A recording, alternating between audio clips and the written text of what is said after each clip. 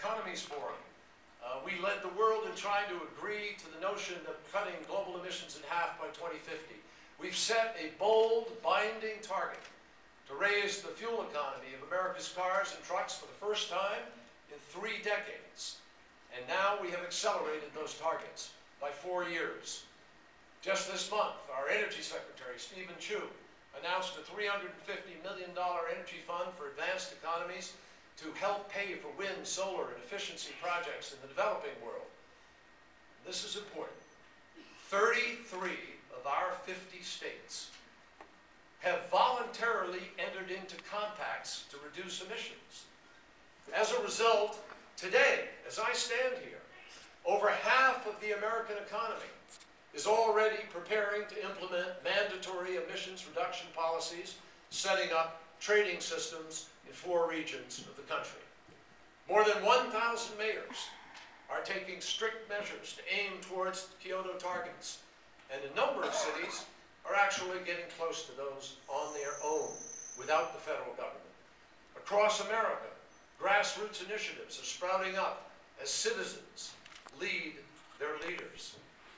It was against that backdrop that the House of Representatives finally passed comprehensive climate change legislation with billions of dollars for international adaptation, technology transfer, deforestation, and for the first time in American history, a national mandatory emissions target. And just last week, the Environment Protection Agency sent a wake-up call to Capitol Hill. If Congress won't legislate, the EPA will regulate. In the last 10 months, we have accomplished more than we did in the previous 10 years. 2 years ago in Bali, in a room much like this one, a delegate from Papua New Guinea chastised the United States, saying, quote, "If you are not willing to lead, then please leave it to the rest of us. Please get out of the way." Well, we're here today. The United States is back, and President Obama is coming to Copenhagen to put America on the right side of history.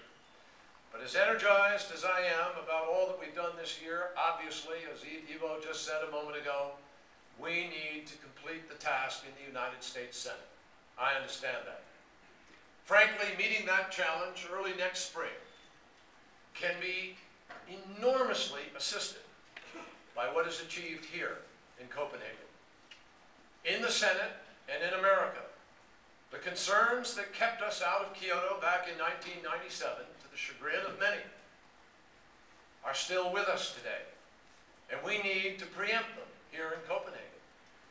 Make no mistake, I do not offer these insights in order to defend inaction. I simply want to describe for you the reality of what it is going to take to get this done. Some of my colleagues in Washington, like some leaders elsewhere, remain reluctant to grapple with a climate crisis that for them is mostly measured in future dangers, when they're confronted every day with the pain, present pain, of hard-working people in tough economic times. To pass a bill, we must be able to assure a senator from Ohio that steel workers in his state won't lose their jobs to India and China because those countries are not participating in a way that is measurable, reportable, and verifiable.